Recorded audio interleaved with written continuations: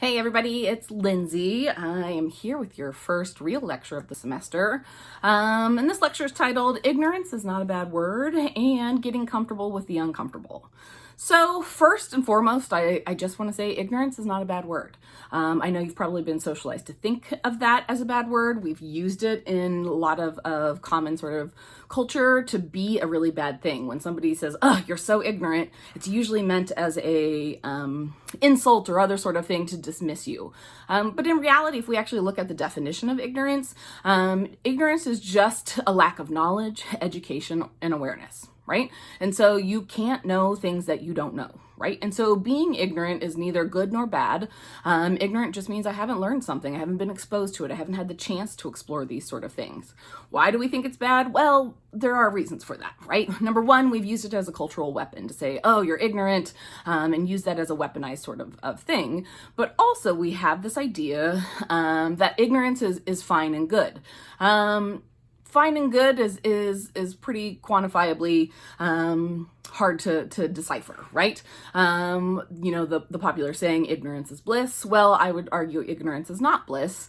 Ignorance is really a sign of somebody not having the opportunity nor taking an opportunity to learn something. And so I always like to compare it to the idea of failure to thrive.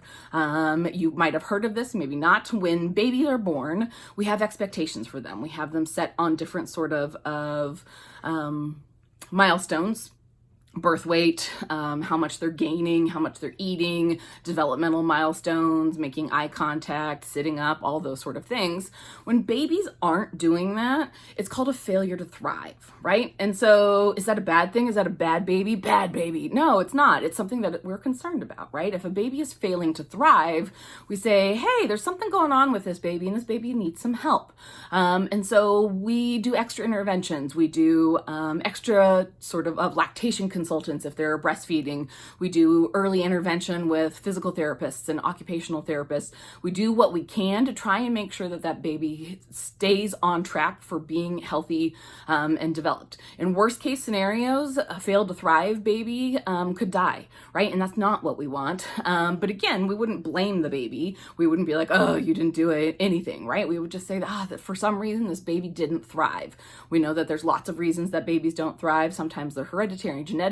Sometimes they're environmental. Maybe they have a situation that they're living in where things are not going well, right? And so I like to think of ignorance as a failure to thrive, right? For some things, we don't have any reason to thrive, right? I couldn't tell you anything about quantum physics because I am completely ignorant of quantum physics. I don't know anything about them.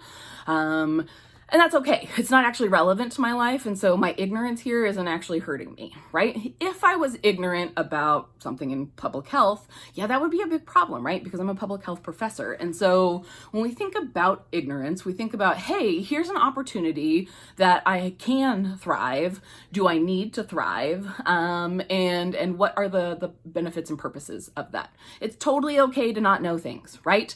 But it's not okay to grow, right? Just like the little babies not thriving is not okay. We also don't want grown-up human beings not thriving. And so when we think about ignorance, we can say, hey, it's okay. It's all right if I don't know something. I came from a certain background. I haven't had exposure to this knowledge.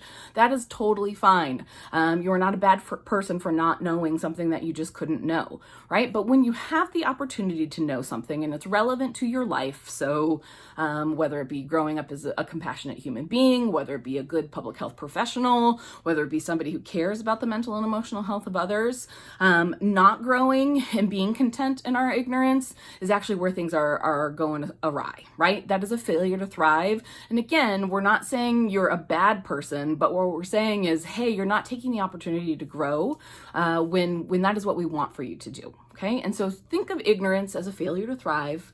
It's something that we can work on. It's something that we can do interventions with. And from there, we can go ahead and grow and become much more wise people.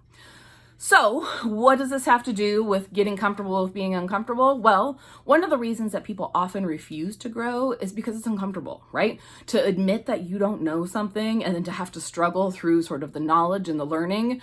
Remember back when you were probably in kindergarten, first grade, learning to read? Oh, that was so frustrating, all these letters, but you figured it out, right? That's why you're here.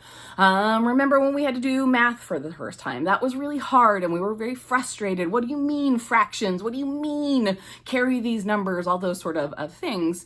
And so the same is that can be said with all other sort of things. When we are faced with new knowledge or new ideas or new things that challenge sort of where we've been before, it's really uncomfortable. And for a lot of people, they choose to stay comfortable, which means they choose to fail to thrive, right?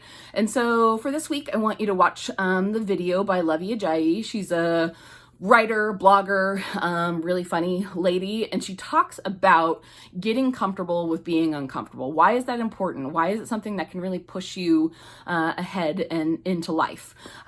This is kind of the foundations of this class in terms of when we talk about learning new things, being uncomfortable. We're going to talk about a lot of really hard things that challenge sort of the beliefs and the knowledge that we grew up with. How do we get beyond that discomfort so that we can thrive and learn new knowledge and learn new things about the world? Okay.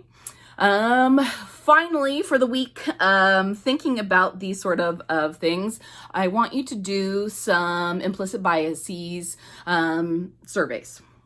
So Project Implicit is from Harvard University. It's been around for quite some time. It has been validated, measured, all sorts of important sort of research-based things. Implicit biases are things that we hold based on our background. Again, this is not meaning you're a bad person, right? We all have implicit biases. These come from society, they come from our families, they come from cultural messages. We'll be deconstructing these throughout the semester. So for the instances of this class, I want you to take 3 implicit biases tests.